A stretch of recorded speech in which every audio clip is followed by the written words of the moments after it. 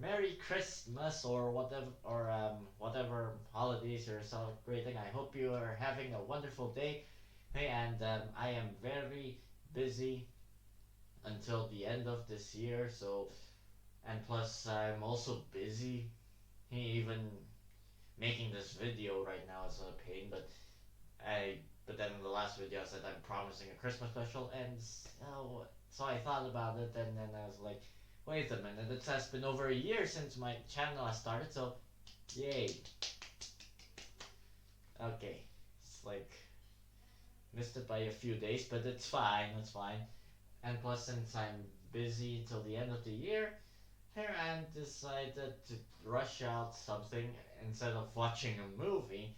Hmm, even though that's the simplest thing to do, I have here a list of movies that I've seen in theaters this year. So all 2019 movies I have seen in theaters.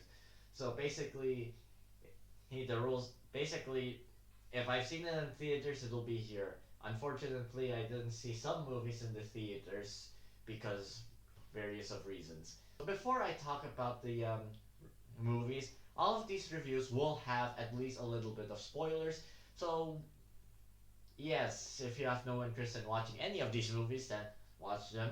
Watch this entire video. If you have concerns, then and only want to watch the reviews for some, then I will try to have a timestamp if I can. Okay, so let's just start with the earlier movies this year, and hopefully by the end I could pick like top three or something, which is going to be difficult. So let's start with the first one, Escape Room. I thought it was okay, and then right now, in my opinions, thoughts about it, I forgot a lot about it. And I do remember it ended on a cliffhanger, and it ended kind of like a spy movie, like James Bond style. I don't remember. It's like it kind of ended like from a thriller, from a PG-13 Saw movie to a James Bond movie. So it ended in a way that like the next movie it's going to be this exciting spy, not spy, exciting chase or something like that. It's going and honestly, I thought the movie was okay. This is basically PG-13 Saw. There's a room, I believe, that was everything was upside down. That was cool. But then there are things that are very vague in my memory right now. And then if you're asking why am I not rewatching these, good question. Anyways, um, my thoughts is still similar. It's not a bad movie. I thoroughly enjoyed it. There are unique aspects to it. I just didn't like the ending. But if they make a sequel, I don't mind. There are things that are still foggy, like how is like there was this one guy who was dead in the other room, and then somehow he's not actually dead. There was also this other room that was very trippy. The one where there's like where the character, where like two of the characters, I believe, were remaining, were drugged and stuff. Like, but then it was very interesting when everything, when the escape room, when the entire thing was actually suddenly disappeared. That was interesting. And if they make a sequel, I hope they would explain that everything disappears. So yeah, I'm not too terribly excited for the sequel.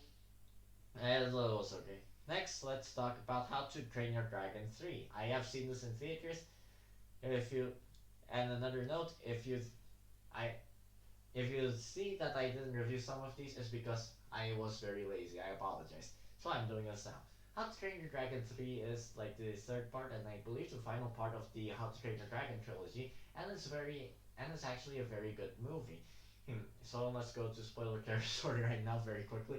Yeah, I like how the ending was how how the movie actually shows the relationships between the humans and the dragons, and how it expands that had thoughts. And then I really like the ending. I feel like the ending is very emotional and very heartfelt to me. I really like that Hiccup just brings the whole family to meet Toothless family. That was so beautiful. And the animation was so beautiful I could see Hiccup's premature beard throughout the entire movie. Why am I talking about the premature beard? Okay. But he does grow a beard at the end of the movie, so yeah, it's a great movie. Since I haven't watched this, however, I don't feel like this is the best one. I still prefer How to Train Your Dragon 2, but this is not a bad movie. This is actually a great trilogy. I think it's one of the best trilogies out there. So yeah, because I haven't reviewed this, an 8 out of 10, recommendation level 4 out of 4. There you go. Next up, we have Glass. Okay, right, I have to do a spoiler review for this one. Another reason why I'm doing this. Glass was overall very disappointing to me. Because the first two acts, I thought they had a good idea. Like, what if our hero and villains, I guess, as our main characters here, are, are actually delusional, even though they're not delusional, by the way. And I mean, it was a slow build, I guess, and there were a couple of moments in the institution which was fine. I really didn't mind the build up at all. I mean, the action scene in the beginning was actually quite interesting, but then everything falls apart a little bit. Not everything, like slowly little by little, it starts to fall apart in the middle of the movie. It starts off exciting, and then in the middle, it just kind of loses its momentum, and then by the end, it happens. And everybody was like, "What the heck, man?" And Bruce Willis's character as the overseer, I don't remember his actual name. I don't remember the character's actual name here. He gets drowned in a puddle by his random guy. Everybody complain. I am complaining. I am also complaining about that. It's not a great ending to the character. Um, so overall, it's decent, but to be fair, on the ending, I didn't mind the overall plot about the ending, but I get that it's supposed to be tragedy. It's like a tragic ending, but yet it kind of fails to do that. And I have questions like, if you're going to post this stuff on social media, wouldn't people just easily say, "Oh no, it's all fake" and stuff like that? I mean, I feel like that would be easier to do. Like Samuel L. Jackson's character Glassier's ultimate plan to post everything on social media. How will they know that if it's actual, real, or fake? I have. They will have questions. Natural. So overall feelings, it's decent. Give it 5 out of 10. Recommendation level, 2 out of 4. No wait, 1 out of 4. I don't think many people will get through this movie, especially through the middle one. Okay, next up, The Kid Who Would Be King. It's, if I remember correctly, it's like Sword in the Stone, except it's not King Arthur here. It's a bunch of kids that are from the modern world today. I like the idea that it's like a medieval tale, except it takes place in our modern world. I think that's an interesting take on this type of story. But then the thing is, it wasn't really that unique, and I don't remember everything that happens in this movie. I still enjoyed it. It's at I mean, I don't think they used a lot of modern technology in this one. Like seriously, no. Oh Jesus, what the heck happened in this movies? Okay, at the end of this movie they were also having this fight against this powerful being, a witch. I don't remember. It's all foggy right now. This was a bad idea. But anyways, it was cool when it was somewhat cool, I guess, when they were battling out in their schools, I guess, and yeah, the main problem is it's very forgettable because nothing in this movie really stands out too much to me. So I guess that's it. Let's go to the next one. It's a Lego movie too. Many people said they were. I've seen I've seen the changes on the IMDb ratings. It has dropped. I still think it's a great movie. Um, the thing about the Lego movies that I all the Lego movies that have come out right now, even the weaker ones, I still think the family messages are so great, and they're they're basically one of if not the best parts of all these movies. And the Lego movie too definitely has more or less the family things. Let's just play together. Don't hate on each other. Yeah, that was the message. Or else your Lego toys will sing a sad song and stuff, and and also you're going to create a parallel universe because one of your Lego figures have figured out how to time travel and stuff like that. And I am confused right now. What the heck, time travel? Yeah, you better play nice to your whole family with Legos or any other toys, or else your toys will eventually learn how to travel through time and maybe destroy our entire universe as we know it. All jokings aside, I really enjoyed the movie. I still think it's a great movie. The animation is actually very cool. Well, and I really like how they expanded this. Since people would, and I kind of like the musical aspect of this movie. It wasn't really that annoying, and I kind of very enjoyed this very much. Next, okay, Captain Marvel, right? That came out this year. I jeez, you know when I was making this list, I was like, that came out this year. Time flies. Captain Marvel here.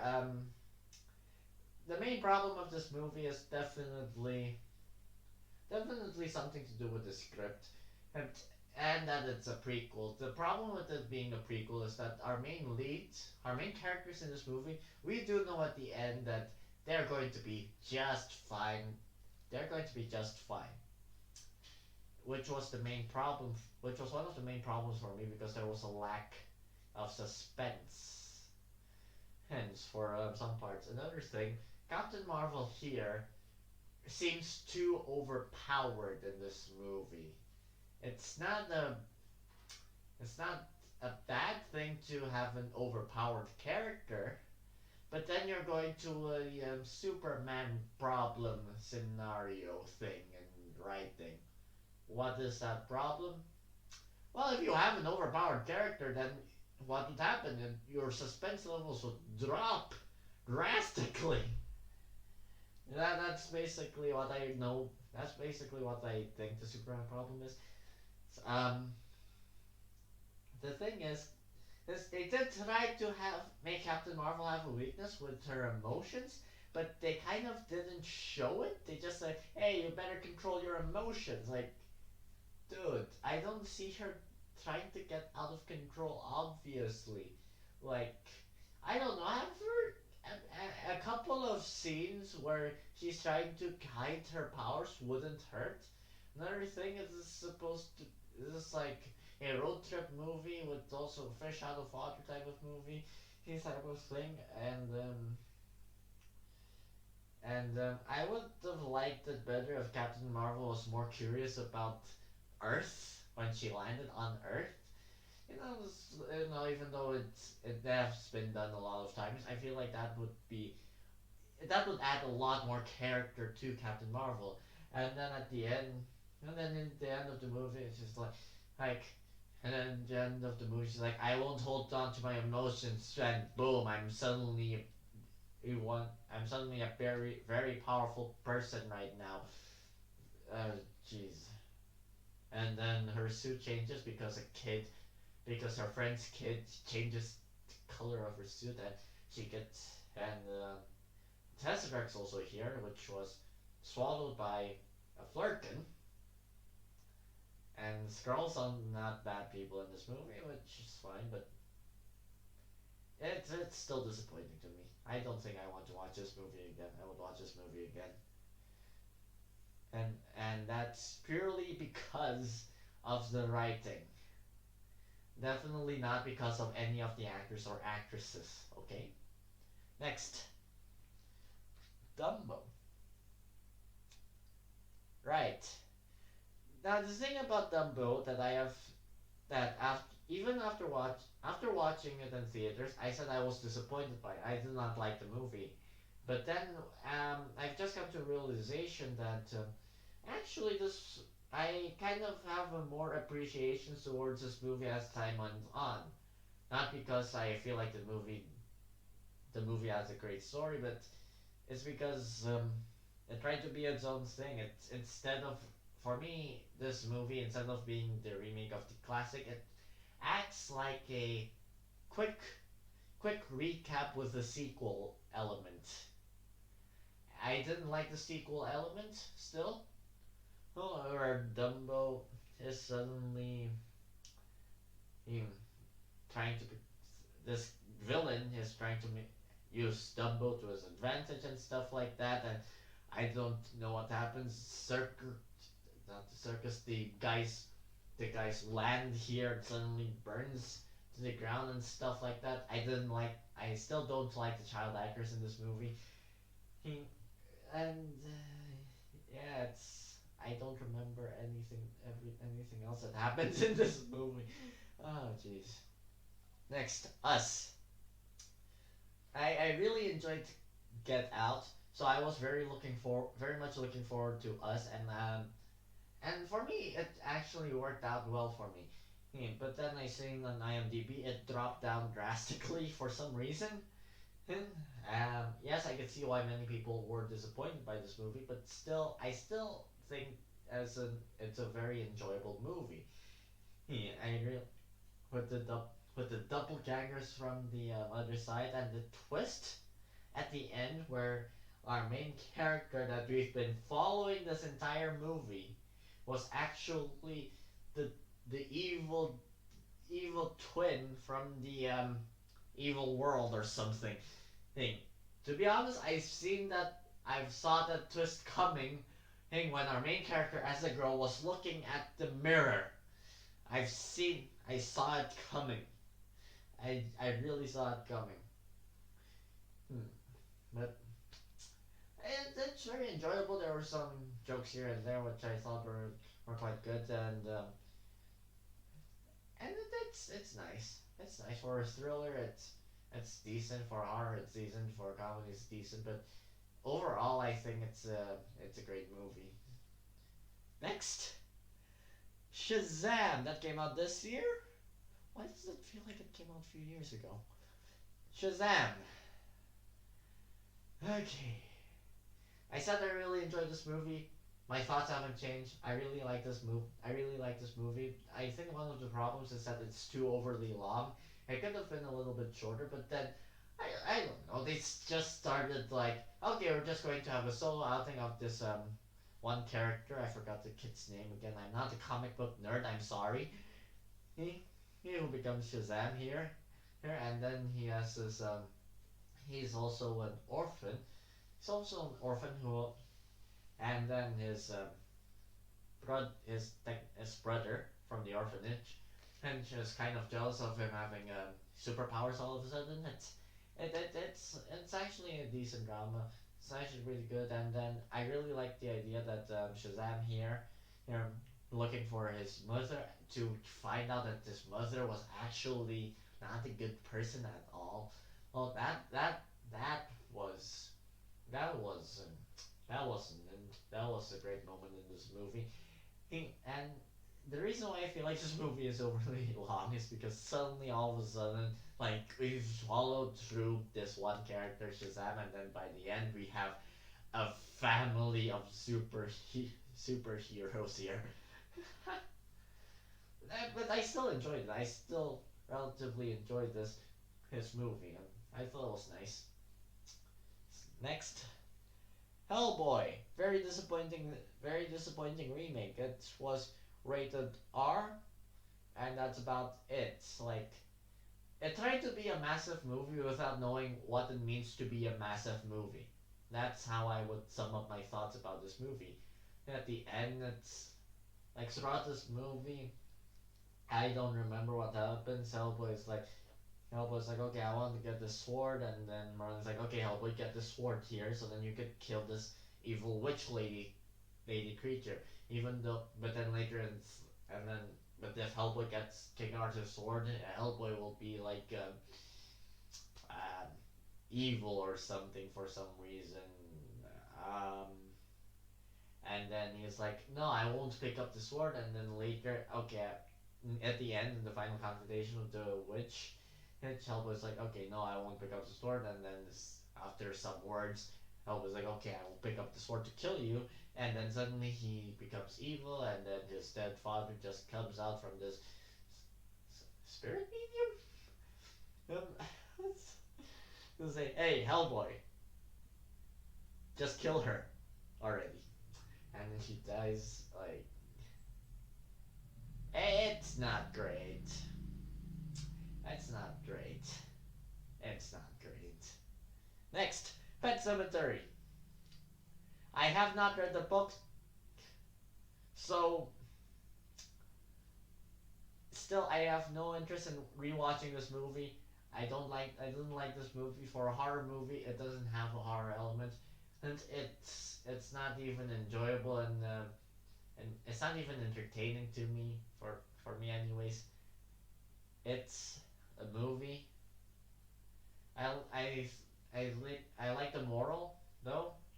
Oh, where hey, just don't mess around with dead people. It's yeah. I mean, if dead things are dead, then they should remain dead, and it's better to be honest to your children about their pets dying or being dead or something, or else your entire family will turn into mindless zombies, I suppose. And then it ends in like the baby just a baby toddler opening the car to a zombie father. Yeah, that's all I remember. Oh no! Before I end this, turns out the family's neighbor, was it uncle, grandfather? I don't remember. Her actually knew. Hey, this is a bad idea. But he said, hey, you know what? Let's go with it. Maybe love will solve the entire thing because why not? So they went with it, and then they kind of failed to destroy it. So that's that. Next up, Avengers Endgame, the 3 hour long movie. This was a culmination of MCU movies. There's a lot of fan service, and because of the build-ups throughout the years, I think it's well deserved. And let's talk about the final battle. We all know what the best final battle in movies is. It's definitely the Battle of Helm's Deep and Lords of the Rings to Two Towers. I mean, if you have any better battle scenes, in large scale battle scenes, than the Battle of Helm's Deep, then please tell me. I am very curious. Cause, but if Helm's Deep is not the best, then it's still one of the best. But Avengers Endgame, I don't think it tops Battle of Helm's Deep. And one of the reasons why I think so is that Avengers Endgame has a lot of main characters, and they all, not all, like a good handful of them. Actually, technically, all of them have a motivation to kill Thanos, but some has stronger motivation than other people. I mean, Drax has a stronger motivation than other people. And Nebula also has a strong motivation, but uh, of course, one person could only defeat Thanos, and it was Iron Man. It is I am Iron Man and snap. Yeah, man. And I think this ending is actually a good ending. It's actually a very good ending, but I'm confused with the timeline now because for in order for this to work, Captain America must have already been back in time. Meaning to say, Captain America must have already been old in order for this timeline to work. Let's not talk about time travel. But what I really appreciate about this ending is that although like the following action to the resolution part is very long, um, um, it wasn't like Return of the King where it's like fade out, fade in, fade out, fade in.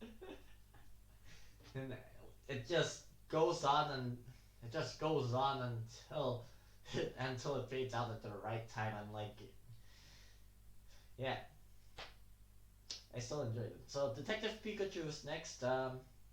It's very decent. I like Ryan Reynolds as Pikachu.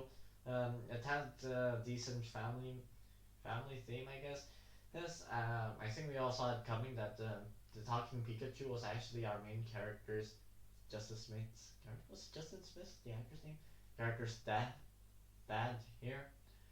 The one twist I didn't see coming was the Diddle being a human. That was one of the creepiest things I have ever seen on the screen. It's decent. It's okay, and I enjoyed it. John Wick 3 action.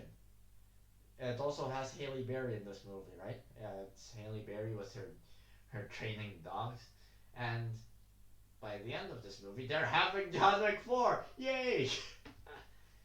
because because turns out in this movie, people tried to kill John Wick and then they kind of failed, and then John Wick goes to the person he could trust, and then that person betrays him himself, and he falls to a trash can, and turns out turns out turns out one of the guys who was shown to be killed was actually not dead at all. That and so they are going to have a plan on something in the next movie, which I hope it's as action packed as this one. But please make it more entertaining. This one was a little bit slower, in my opinion, and a little bit more boring. I enjoyed it overall, but I hope the next one is way better than this one. Aladdin, right? The movie where they joked about jams. Um, it's okay for me. I like that they did not try to recreate the original old genie. I mean that's fine and all, but still disappointing. Why are none of these remakes I'm watching as good as or if not surpasses the original? I've heard Jungle Book is the best one. I have to check that out. Next, wait before Aladdin. Should I talk spoilers? Like, okay, so I'm going to talk spoilers of the animated one. The animated one had Jafar be transformed into crazy creatures, which I still remember. This live action remake. What did Jafar do? I don't remember. I really don't remember. Oh wait, Jafar wishes he was to be Sultan. That was also in the original. I don't remember his master plan in this one. But the thing about this movie, apparently the genie has a love relationship right now, and the genie is telling the entire story. Hmm, that's interesting. Next, Godzilla, King of the Monsters. Um, it's really mixed bag for me. It's really a mixed bag. There's a problem with the human narrative, and then there is also a not that big of a problem, but still a big problem with the monster narrative here. The thing is, the human part of this movie is boring. The monster part of this movie doesn't feel massive. They move too fast, basically. They don't feel like they're fighting naturally. And what the heck? Oh, apparently the mother from the first Godzilla movie. Wait, I should have it here. Wait. So the mother from this movie here, her is the works for the bad guy in King of Monsters because she lost her son in the first. She lost one of her kids in the first movie. Sure. Next. Next. Ah, Dark Phoenix. It's very disappointing. I mean, this is the final Fox X-Men movie, right? one thing, it should have been rated R. Next thing, how on earth did they not fix the mistakes from the last stand? And another thing, let's talk about the final part of this movie. Like, oh yeah, Jean Grey is supposed to be Dark Phoenix power stuff, and I feel like this movie had the idea like let's make the X-Men go to space, but then most of the movie takes place on Earth instead of space, and the ending here, the final act with the train sequence was for just a normal X-Men movie. I think it'll be fine, but for like Dark Phoenix here, it could have, it should have been a more massive scale instead of a train that leads to who knows where. At this point, and I said, and it ends like with Professor X and Magneto playing chess like the good old days, and this is why I say, this movie tries to kind of steals an ending from a good movie without being a good movie. So it's kind of a misleading ending. Kind of, no, it's not misleading. It's kind of an ending that kind of makes you say to yourself, "Hey, this is not a bad movie after all," even though it is, and that ending just literally speaks for itself. Secret Life of Pets 2. The animated one that I thought was decent. Yeah, I have nothing too many words. Like, there's a deal with the white tiger here named Who. Fun fact, I believe that's how you say tiger in Chinese, in Mandarin Chinese, if I recall my Chinese correctly. Next, before we go next, Secret Life of Pets 2. So, for some reason, the animals are trying to break this tiger out from the from this evil circus owner person thing, because this white tiger is cute and it's just, and even though it's just one subplot, it's fine. But then, what I like is Max's subplot of being too worried to, hey, don't worry too much, and I feel like it's a decent message to parents here, but unfortunately, I don't think it paid off in the final act of this movie. The final act's like, you know what? Let's just have them break this tiger out, which of course they do, and the animals drive a car with the help of a blind lady with cat. I mean, there's a dog Gidget here pretends to be a cat. Jeez, and somehow she gets to be a cat because she gets the laser. Sure. Next movie, Men in Black International. I have nothing else to say about this movie. Like, Liam Neeson was in this movie, right? Liam Neeson's character was the bad guy. Sure. Like, Chris Hemsworth and what's the actress? Darn, I forgot her name. Whoever she was. I'm not saying she's a bad actress. I know she played Valkyrie from Thor Ragnarok. Is it Leah Thompson? Anyways, it's it's not really a great movie. It's disappointing. Like, they're getting this thing that's like whatever the thing was that could end the world. Yeah, they do stop it in the end. It's like not great. Next, Toy Story 4. Not the best Toy Story in my opinion, but it still has a great ending. And I really like the idea of Woody's character here. They're trying to be like his character from being too obsessed with it being a toy for children into becoming this toy who helps other toys with Bo Peep at the end of the movie. I don't think they. The thing is, I wish they did more justice to the other characters, especially Buzz's character in this movie, because Woody and Buzz were best friends throughout all these movies. Yeah, that's the only thing. That's the only thing I would say. But it has a very emotional ending, in where Woody stays with Bo Peep, and everyone else stays with Bonnie. Next, Uh, Spider-Man: Far From Home. Disappointing for me.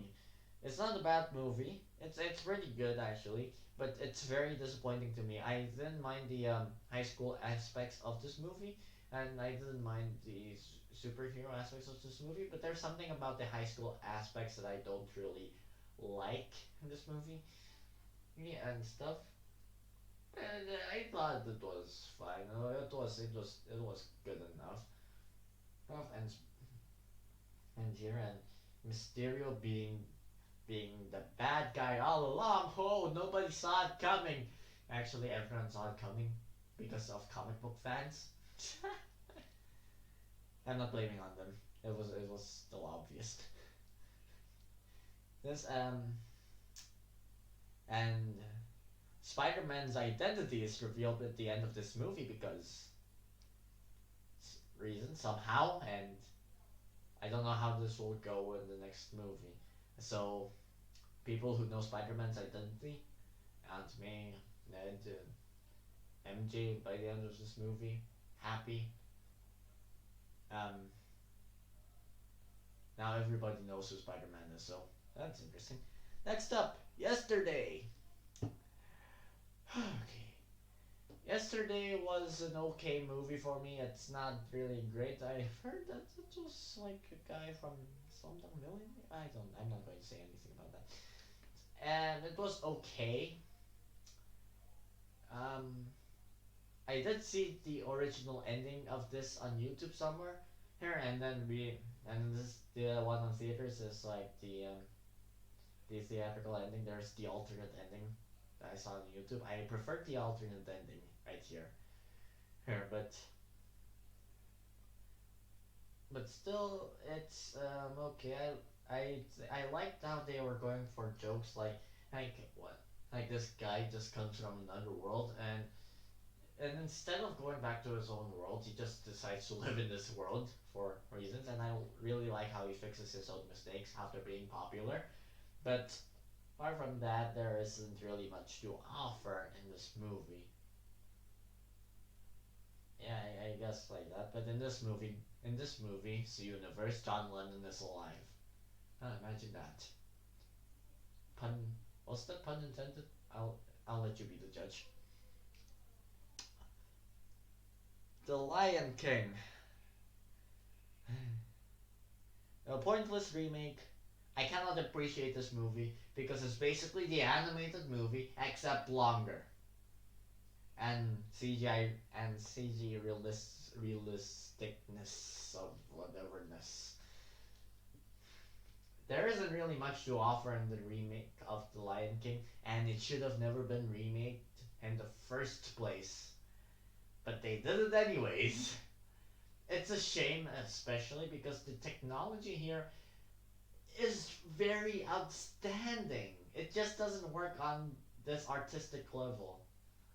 Maybe in another artistic level, but definitely not this artistic level. They need to show emotions, and even if they didn't show emotions, I don't feel like the voice actors showed any emotions at all. It's yeah, I mean, if you've seen the original Lion King, you do know what happens. So I'm not spoiling this movie too much. Another thing, I didn't like this "Be Prepared" in this movie because they're like chanting "Be prepared, be prepared, be prepared," instead of like in the original. It's like like where Scar was singing and the hyenas backing it, so epic, and then this one's like boring. Next, Fast and Furious presents Hobbs and Shaw, one of the longest titles. um, the first two-thirds of this movie was pretty fun. It's your standard Fast and Furious movie. Although it's inconsistent because Hobbs and Shaw suddenly being rivals again in this movie. I thought they were friends by the eight in the mainline series of it. I don't care if it means we're getting to hear a lot of insults. The thing is, the final part it just feels so kind of generic, I suppose, and kind of feels like it's there to extend the runtime.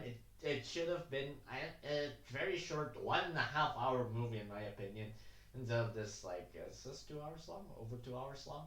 Yeah, but that doesn't mean it doesn't have those bullcrap logic, especially at the end of the movie where the helicopter just where there's a helicopter tied to a lot of cars.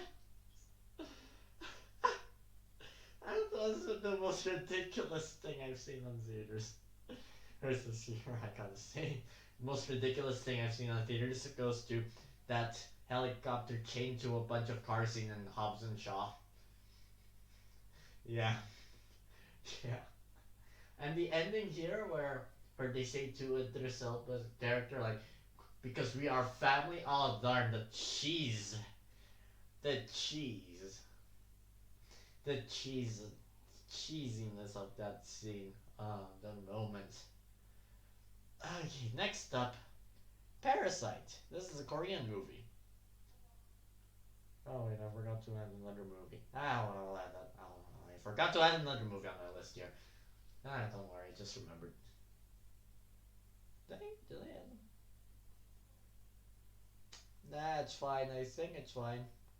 Parasite here is the Korean movie directed by Bong Joon-ho. He directed Snowpiercer, which I have seen, which also I enjoyed, I guess, which I enjoyed. But I haven't watched his all of his movies. Yes, but I have seen Memories of Murder, which was an amazing movie, and then he comes up with Parasite, which won the Palme d'Or. I don't know how to pronounce that at the Cannes Film Festival, and I really think it deserves that award because it's one of the most suspenseful and thrilling movies I have seen this year. And I like how this lower class family tries to be in this upper class family. He by actually he doing a bunch of forgery and stuff. It was actually kind of hilarious at some points and and apparently there's this other guy in the basement for some reason, and that guy just created um, a huge level of suspense in this movie. It's so suspense. This movie has so much of that suspense, and it also has that trap, and also has interest. It also has a kind of tragic ending. Him, him. I mean, there is this female character who's good at forging and pretends to be an art teacher.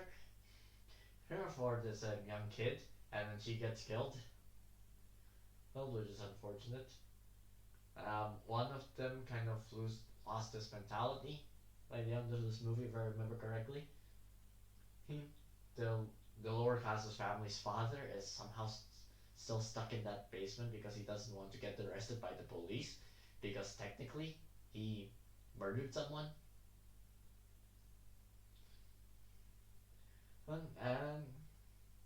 And this is actually a great movie. It's a great movie, and I really like. Oh, yeah, that guy didn't lose his mentality. He lost his mentality for. Oh yeah, there was this one guy who lost his mentality, and another, and also someone. Was it? Yeah, someone lost his mentality and has a dream to get his father out of there. Yeah, I really enjoyed this. Next, the Angry Birds movie 2. As far as video game movies go, I think this is one of, if not the best one. It's still not the greatest movie, but we are getting somewhere. And the thing about this movie, it kind of ignores a lot of things from the video games, things on the mobile phones, and it's okay. It's okay. The thing I liked about this movie is definitely the final act, which was which was like which was very exciting. The final act was very exciting. Even the subplot was very enjoyable with the baby birds getting the egg. And yeah, it was very enjoyable with that one. And not perfect, but we are getting somewhere. Like I thought it was going to be like this frenemies unite type of movie, like enemies enemies and heroes uniting as a team, which is technically there, but it's not the overall one. The main storyline is about Red's character working solo. No, and he should not working. He should be working solo, and teamwork is important, which I think is a good message. And and a lot of moments at the end, and were very, very exciting. Thing like, for instance, they have this plan, and then it didn't work, and then they have another plan that should have worked, but then it didn't work, and then the baby birds come in and then they help save the day with Red's final plan. I thought it was good. It was okay. Next, Once Upon a Time in Hollywood, one of the chill movies, and I really like it. Let's talk about the end scenes where Leonardo DiCaprio's character just grabs out the chainsaw and kills one of the Manson family members. I love that scene. I love that scene. And I really like and killing the Manson family and this alternate reality really makes it a fairy tale movie. This is actually an interesting Quentin Tarantino movie, and it's very immersive, and I really enjoyed it. And I was very much immersed in 1969 Hollywood in this movie. Hmm. Yeah, and it makes you wonder what if Sharon Tate was not killed by the Manson family? What will her career be? It makes you think. Next, It Chapter Two. All right, those okay. It Chapter Two. This movie is like 2 hours and 40 minutes long, and it didn't deserve that runtime. Like for reasons, I have watched the first It movie. I also even watched the TV miniseries, and even in the TV miniseries, I was disappointed with the second chapter. Although I will still prefer this second chapter, the 2019 version of It Chapter Two, than the miniseries. It's definitely just by a small margin here. Here, oh my goodness, I'm mad with this movie.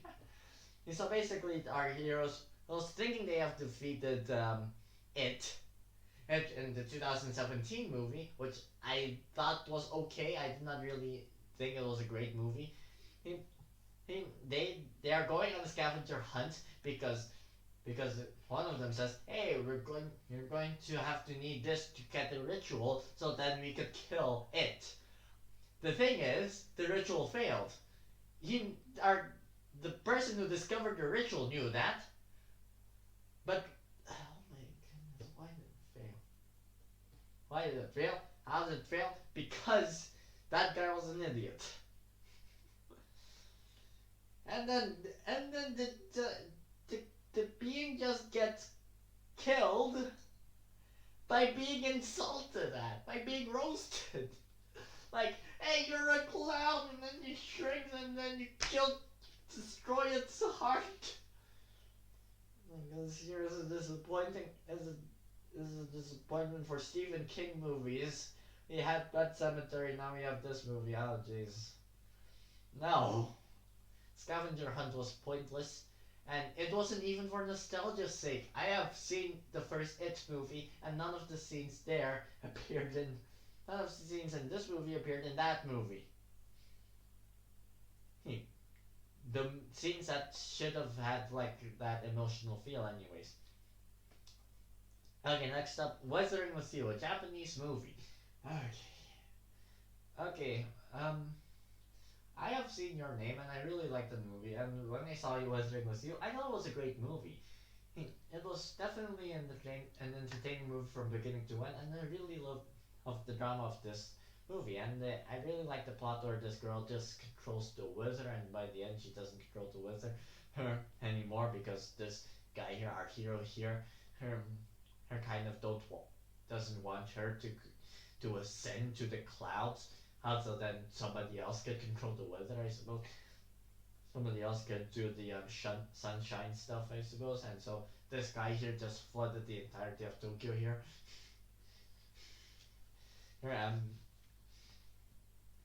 yeah, I thought it was good.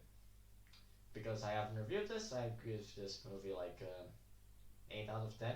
Recommendation level like 4 out of 4. Yeah. Didn't have the same magic as your name in my opinion. And but it's still good. Next, Rambo Last Blood. I haven't done this review. Did I review? I don't think so. So Rambo Last Blood. Um, I thought it was okay. Like there was this moment in the middle of the movie which I thought was emotional, where Rambo's kind of daughter figure her just dies. I, which was such an emotional moment. The reason why she dies is because she decided to go to Mexico to find her true father. Her only to discover that her true father, her, is just a bad person all along. I swear we've seen this before. So So the first half of this movie, it was okay, like Rambo trying to find Southern figure and stuff like that, and then freeing some people of Mexico, and then Rambo going back to his home, burying his daughter figure, and stuff. And then, of course, the final act of this movie is what you get from the trailers. It's Home Alone, except it's Rambo. And it was a decent action movie, and it's not really that amazing thing. And I say it's a movie where you just and and of course Rambo wins by using his bow and arrow. I think was it a bow and arrow or a knife? Using all of his skills. Yeah, and this movie I feel like it's one of those movies that you would watch on TV if there's nothing else good on TV. I mean, it's not that bad, but it's definitely okay from beginning to end. It just drags on a lot, and it just drags on a little bit in the first half. So I give this movie like a 5 out of 10. Recommendation level 2 out of 4. Next, Ad Astra. One with Brad Pitt. I like Brad Pitt's character in this movie. He was very emotional, and I really liked that. This was more of a voyage type of movie for me, and for the voyage part, it was actually really good. It's entertaining and stuff. But for the science and the science fiction part, even I'd say the science is bullcrap. The entire point of this movie is for Brad Pitt to go to Mars so then he could call his father, who was obsessed with finding aliens by going on a mission to go out of the Milky Way galaxy. Right? Yeah. Milky Way galaxy, or no, or as far as possible. So basically, like a Star Trek voyage thing. Except people wanted to go home, and so the father just like kills everyone else. So that's that. This the logic in this movie was a little bit not good, not good. I thought it was decent. I thought it was decent. Like my question is, why couldn't Brad Pitt just communicate with his father from Earth and send the transmission to Mars, and then from Mars send the transmission to was it Neptune? Yeah. Um, I don't know. I guess because the movie has to happen, and plus faster communication. Sure, sure. Why not? And then going under the rocket and boarding the rocket. That's just. I don't think that will work. Just a feeling. But there are space pirates in this movie, so okay. Yeah, and then Brad Pitt's like, "Father, come to Earth with me. You don't have to search for aliens and stuff." And then his father's like, "I won't go back to Earth. I will die here." And so Brad Pitt has to get back to Earth with the information from the his father's space shuttle thing, and then uses the nuke from these planted that he planted in his father's space shuttle, so that he could boost this way all the way to Earth. Earth with like little fuel. Number one, explosions like that. I don't think they can happen in space because space is a vacuum. Science. Okay, so let's not talk about science. Number two, wouldn't the explosion still kill him? He survives at the end. Anyways, I thought it was okay. Like I'm going to give this like 7 out of 10 with 2 out of 4 recommendation levels. So yeah. Next, Joker. This was one of the more disturbing movies that I've seen this year, and I thought it was a great movie, and I really love I really love how he goes through this character in this movie, and I really did enjoy this movie from beginning to end. I really love the disturbing elements of this movie. Hmm. And this movie kind of a little bit confusing because Joker here, Arthur Fleck here, I would say, has a mental illness just like his mother. Although he thinks his mother is not mentally ill, he discovers that, and also Joker is mentally ill because he thought that he had a girlfriend and stuff like that, even though he did not have a girlfriend. Um, which made it confusing. Like, is it all true or is it all a lie or is it a mix of both and stuff? Because by the end of the movie, you see Joker here as like assuming Ark assuming Arkham Asylum, assuming telling a story and telling parts of the story, I guess, or stuff.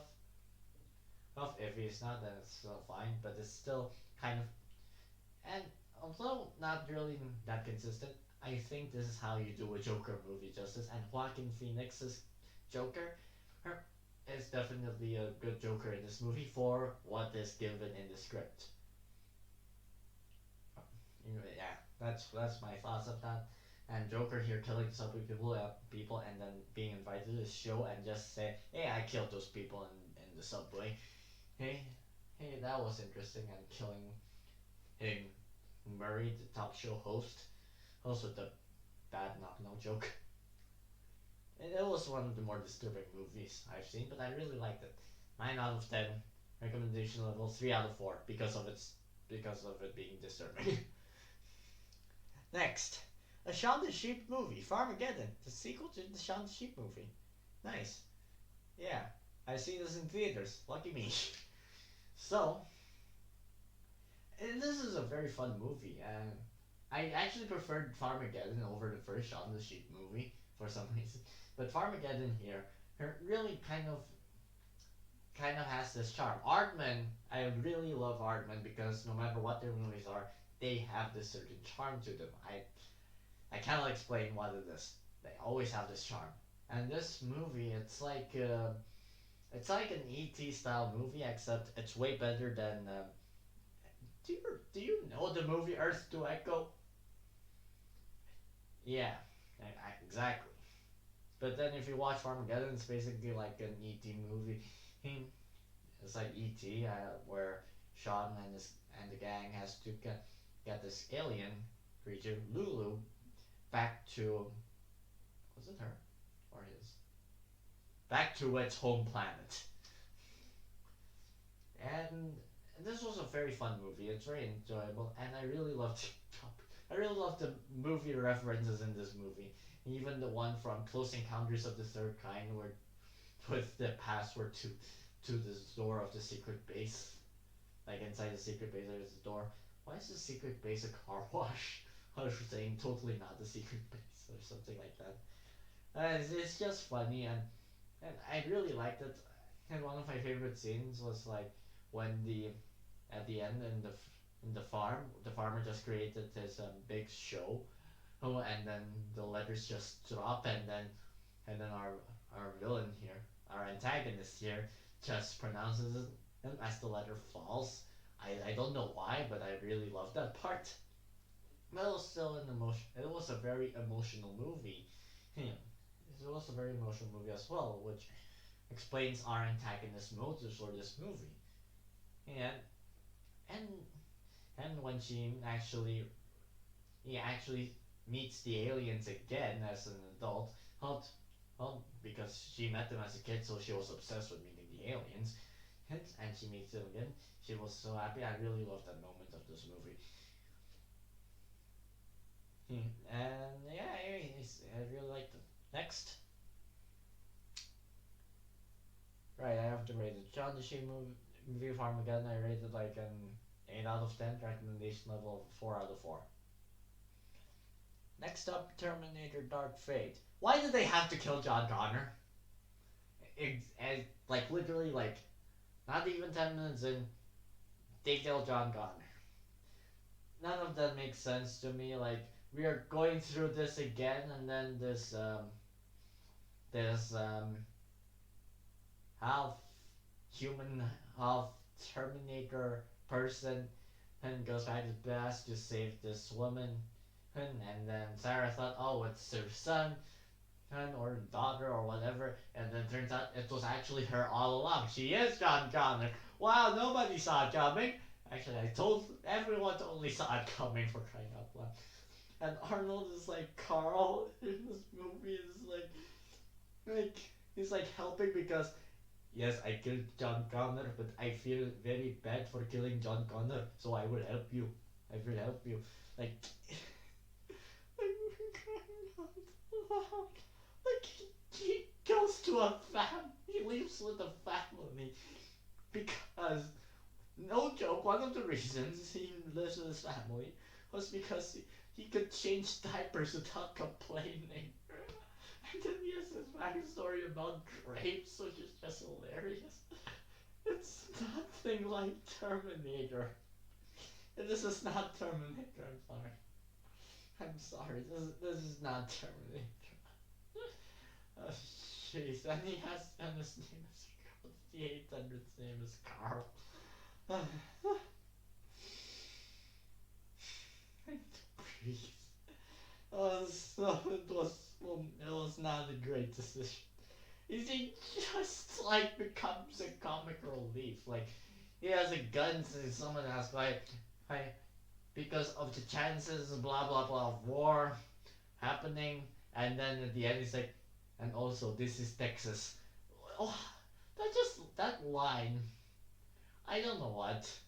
It feels so pointless, but yet it makes it great. Oh jeez, I still hate the movie. Next,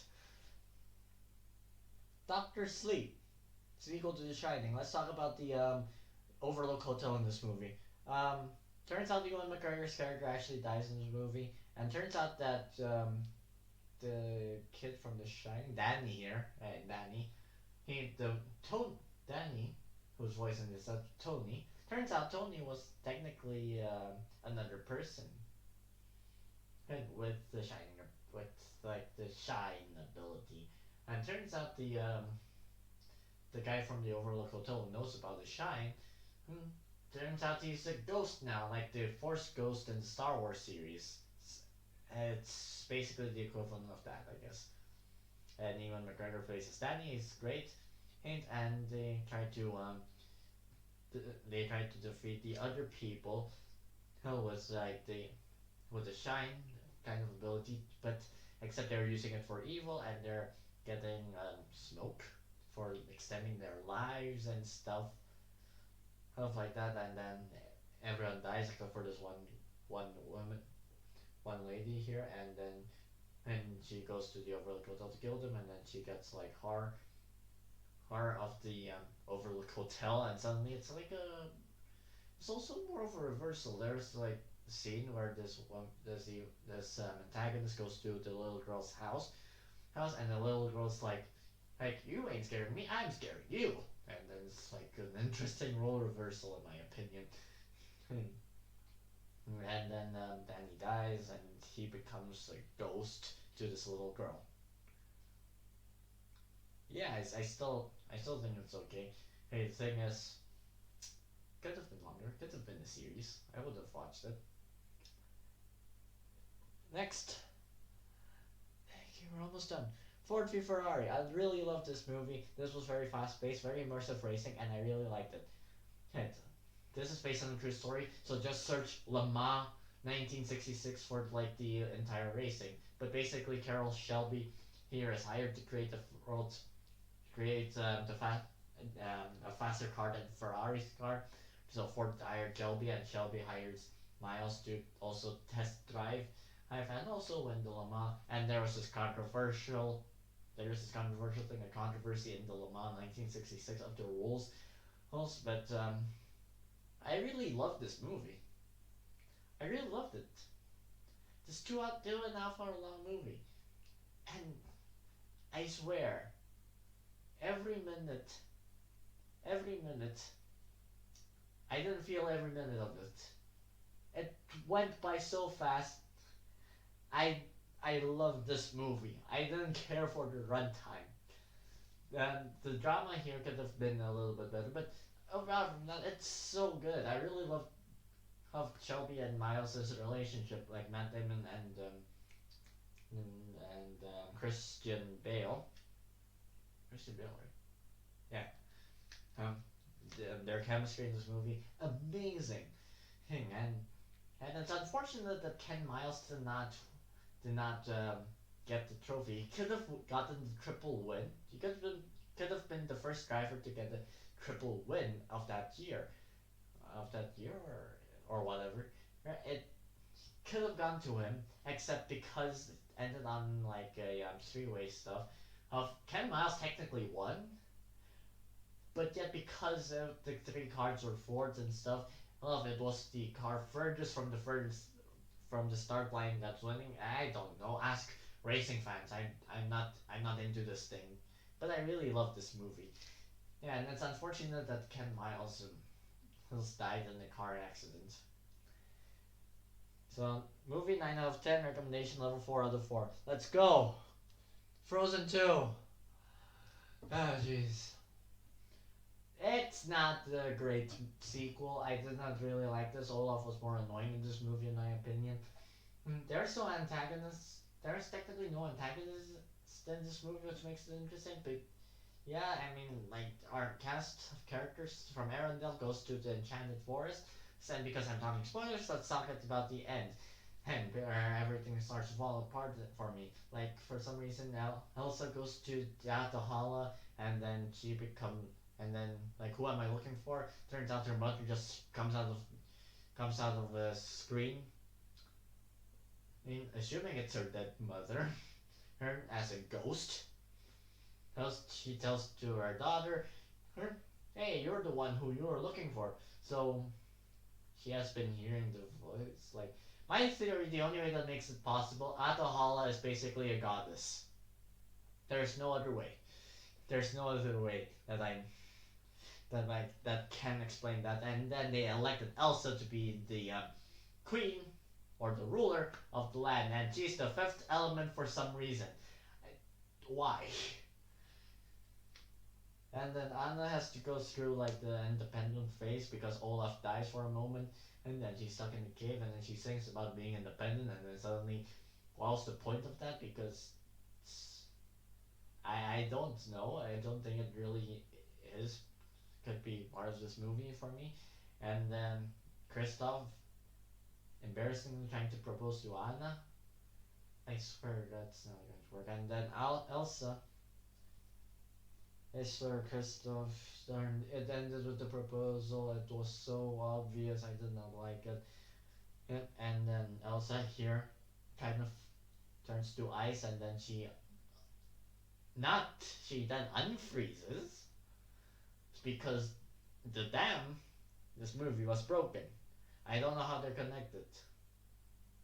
I would have loved it if this movie was more of the follow the breadcrumbs type of movie. If you don't know what I mean, basically there is a scene with the wind element where Elsa just freezes, and then they all see the moments in time. I would have loved to see more of that and them discovering who killed to or whatever, who started this mess from that. And technically Arendelle is at fault, and Arendelle should have had the consequence. At least destroyed the entire building. You're not killing anyone, Disney. Like the consequence would be a better way, but sure, Arendelle's not destroyed. I mean, that's fine. I give this 6 out of 10, recommendation level like 2 out of 4. Children will be entertained, I guess. Next, Jumanji, the next level. If you like the first movie, this is a fine movie. Like Like basically, Crash from the first movie goes back to the game, and then the game is a little broken, and in the way that they switch characters, and like one of them doesn't even become go doesn't go into the game, and then she goes to she goes to another guy who also has been in the game. He asks for him, and they eventually go in the game. And I really liked The Rock trying to be Danny DeVito, and I also like that Kevin Hart is trying to be Danny Glover. And The Rock, doing The Rock Johnson, and Kevin Hart's chemistry in this movie is actually surprisingly the best part of this movie, in my opinion. However, the jokes here were more annoying to me rather than funny, because there were a lot of jokes that were so annoying for me. Okay, another thing, I would have loved it if they explored the world of glitches in this movie, but they didn't, so it's fine. It's still fine, but the one broken element you could say, apart from the initial, there's no character select screen, is the water. Her, the water in this movie switches characters for some reason, because the game is broken. So it makes sense. One of my favorite scenes in this movie was when there was this bridge section of the baboons. That was my favorite part of this movie. That scene was so amazing. It was so great. And then there was also at the end of the movie, after switching characters, and then they go this fourth thing, and then suddenly they discovered that the horse here, who was also a playable character apparently, has a stat at that moment. Why wasn't that like the first or second thing you did when you went in the game? Wouldn't you check your stats? I would. And to beat the game, you have to get this jewel and show it to the sun that's on the clouds. If you've seen this movie, there are two ways that it's possible. A, you use the blimp, but they couldn't use the blimp because the bad guy was in the blimp, and then the blimp was destroyed, killing the bad guy as well. B, you would use the horse, because the horse has wings. Meaning to say, if the horse did not join later in this movie, because the horse joined later, like at first there was no horse, and the blimp was destroyed, that would mean they cannot beat the game. The game is, as they call it, soft blocked. Yeah. So it's not a thing. It's definitely not a thinking movie. There was also a moment where the bad guy can also be shown stats, which was interesting. Like this weakness is just very heavy fruit thing they had to get. Like, okay. Next. Right, I have to give rating. I give this one a 6 out of 10. Recommendation levels 2 out of 4. Don't use your brain in this movie. Then you'll enjoy it. If you enjoyed Welcome to Jungle, you'll enjoy this one. Next, we're almost done. Knives Out, Brian Johnson. I thought this movie was actually very good. This is more of the classical whodunit in my opinion, it's okay. It's not okay. It's actually a very good classic whodunit. It's a good whodunit. And the thing about this movie that didn't bother me at all was that this movie, I kind of already know where the movie was trying to go to, and I kind of already, and it kind of feels more obvious. Yes, when on my first viewing for some reason, and for me, I don't think it's a flaw in this case, because I kind of really enjoyed it, and I really liked how it's going to classic whodunit, and Daniel Craig has an interesting American accent in this movie. Um, And I really like how they're going for like the in the first half, I guess. First half, or no, not the first half. All throughout the movie, they're going through this main character, this girl here, her who thinks that she commit who thinks she committed crime. So it was like crime and punishment. And I really like that movie. I really like the movie. I have to read the books at point maybe one day if I can. But I really like that idea Um, but then at the end, it turns out she did not kill. She was not the murderer after all. And turns out the the old the old man here killed himself. If only she got the ambulance, that wouldn't have happened. And apparently it was Chris Evans, Vince's character, who committed the crime. And the final act of this movie, where the solution was shown, it was classic whodunit. I loved it. I'm going, and although it's not really very surprising, it's all throughout the movie. Yeah, I thought it was pleasant and enjoyable all throughout. Hell, and that's okay with me. And I could see myself watching this again. I give this one like an 8 out of 10 with the recommendation of a 4 out of 4. Next up, Star Wars: The Rise of Skywalker. Finally, we're at the end.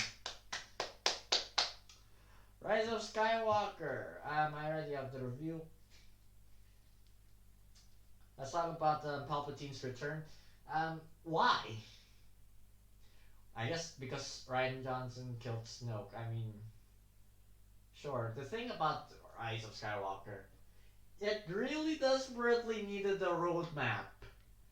But then because Force Awakens and Last Jedi kind of were different in a way, Rise of Skywalker kind of created its own roadmap from Force Awakens, just a little bit of Force Awakens, and also makes like some of the elements in Last Jedi kind of okay. Like there was a moment where they say, "Hey, you know what Holdo did to destroy that thing?" And then they say in this movie, "That was like a 1 in a million. Plus, we don't have enough numbers." So that 1 in a million thing was just so that, hey, that move doesn't make sense in Star Wars. I'm sure it's fine. It's fine. And then Palpatine's return is like okay, and I feel like the ending. I really liked Ben Solo's Ben Solo's character arc in this movie. His arc is so far the perfect arc in this movie, in my opinion, except for the kiss at the end for some reason. Um,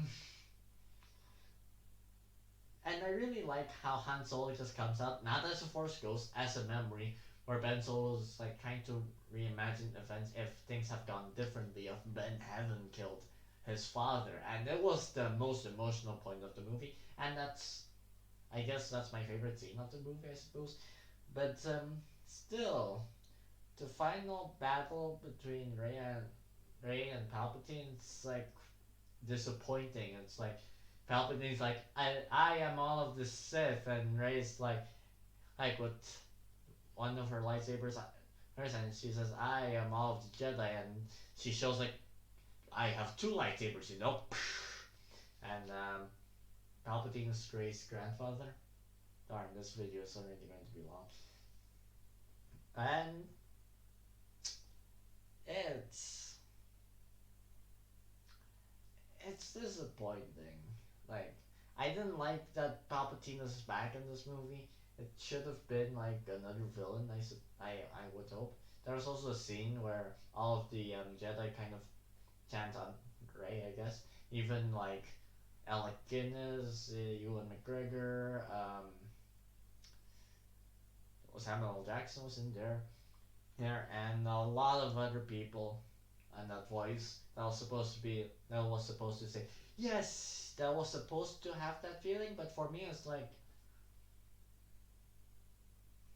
yeah, yeah, exactly, sure. Uh, and it's a massive battle, and Lando's character is the most okay in this movie, for an old school one. But of course, I understand with Princess Leia's character, especially with Carrie Fisher's death, and I think they handled it pretty well without actually disrupting any of the flow. But it's okay, for that. But still, I don't get the point. If the point was Palpatine's final order, why not start from that in The Force Awakens? like it really needed a roadmap, and because of that, it's became a huge mess, and so I really didn't like it. And Finn here, even though he's changes from stormtrooper to another guy, and then he meets other people who were also him, and it was very unsatisfying for me. All of the arcs were unsatisfying except for Ben Solo in this one. I mean, all the actors that what they get. It's just it really needed direction. The prequels had a direction, for crying out loud. The original trilogy may not have a direction, but it did have a direction. It was against the Empire. We understand the threat in the original trilogy. We understand what was going to happen in the prequel trilogy. Sequel trilogy, I didn't understand what was supposed to happen and or what's going to happen in a bad way. There's no point in this. I don't see the point in this. So I guess that's all. And my top. And that's all of them. We made it through. So let's just pick my favorites. My favorites would be How to Train Your Dragon 3. It would I would put Lego Movie 2 as there. As there as well. I mean, sure, why not? Avengers Endgame, sure. John Wick 3, sure. Or let's see here. Toy Story 4, yes. Far From Home, not really. I wouldn't put that there. Parasite, definitely. Once Upon a Time in Hollywood, yes. Best Weathering With You, yes, definitely. And Joker as well, as Farmageddon. And also Ford v Ferrari, Doctor Sleep, and Knives Out. That's my favorites of the year. And let's talk about my disappointments of the year. Here, I wouldn't say Far From Home is the most disappointing. I won't put it on this list. This, I would say my disappointed one is Glass, Captain Marvel. Well, technically Dumbo, I was disappointed with that. Hellboy, Pet Cemetery, Godzilla 2, King of Monsters, Aladdin, the Dark Phoenix, Men in Black International, The Lion King, It Chapter 2, Rambo Last Blood, Star Wars Episode 9, also Frozen 2. Yeah, there's no list here, I'm just reading off here, the way I see it. And I guess the most surprised by Shazam was surprisingly good for me. They should have put that on top. Yeah, I'm going to put that on top right now.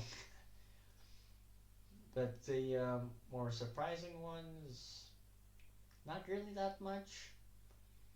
Not really that much here. One of my least favorites of the year has got to be Godzilla King of Monsters. Also, where else are you? Men in Black International is also my least favorite. But at Chapter 2 is not my favorite as well. Well, yeah, for this year, there were a lot of disappointments, but not a lot of bad movies I've seen this year. So I guess that's something. So, happy holidays, and see you in 2020. Goodbye.